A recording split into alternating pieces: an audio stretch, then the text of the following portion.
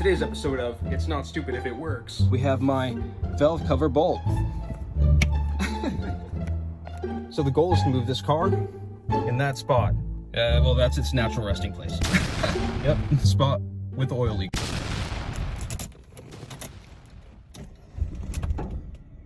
Oh, that didn't sound good.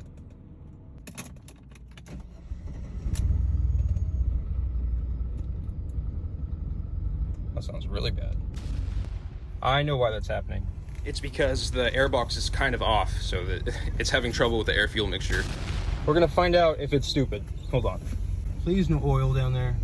Okay.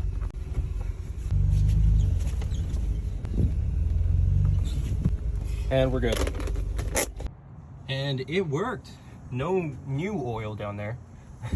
I guess it's not stupid.